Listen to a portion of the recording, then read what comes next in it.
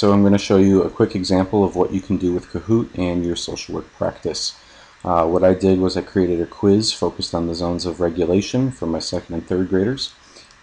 This here in the orange is what will get displayed either through projector or onto the smartboard. And over here is displaying what will show up on the individual handheld devices. So once we launch our quiz, a pin will come up that we will have to enter in over here. Now, when I did this the first time, I did not have this all done ahead of time, and it was a bit of a mess. So I recommend, if you're doing this with younger kids, get the pin and everything else in there ahead of time.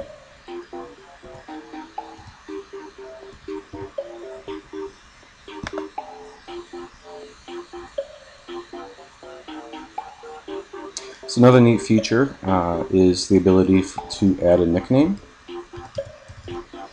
And once they join on their device, you'll be able to see them come up here. Once everybody is joined, you're going to want to start your quiz. What I did for this particular quiz was I wrote a statement, a scenario, and I had the student choose which zone the picture or the scenario represented. So in this example, it's going to be the blue zone. So what I really like about Kahoot is the ability to add pictures and videos in addition to your questions. It really helps keep engagement, and it works really well with the younger guys. Now, it lines up really nicely with the zones, of course, because of the colors, but these are also the default colors for any of the questions that you have, so keep that in mind. So when the student selects an option, after all the options are chosen, it's going to show up here what the final results were, and on their device it'll tell them if they got it right or wrong. Before moving on to the next question, this is also a good time that you can stop and process and go over why this scenario was not the red zone or the yellow zone, for example. On this particular quiz, I have points enabled, so the students with the quickest and most correct answers are going to rank the highest, and their scores are going to show up here.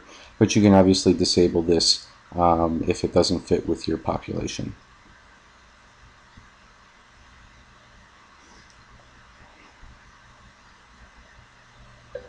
So for this next question here, I'm going to choose the wrong answer just to show you what that looks like.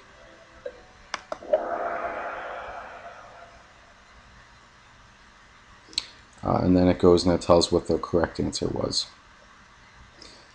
So I'm going to end this quiz now, show you another feature. At the end of each of the quizzes, it gives the option for the students to offer some feedback in a variety of formats. So how fun was it? Did you learn something? Yes or no? And then for the younger guys, I really like this, tell us how you feel.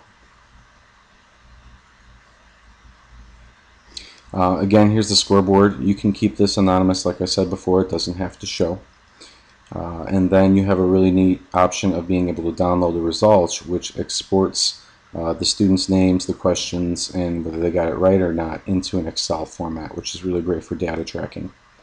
I'll show you guys one more thing. So these are my quizzes that I created here, but they also give us access to the public quizzes. And so if I was in a time crunch, which I usually am, what I can do is type in a topic and see if there is already a quiz that's been created that is pretty good. I have not found one that I haven't modified for my own self, but what's neat is you can go in and take a look at these, find out what the questions are, if they're going to work for you, and if you happen to like it, then what you can do is come over here and hit duplicate.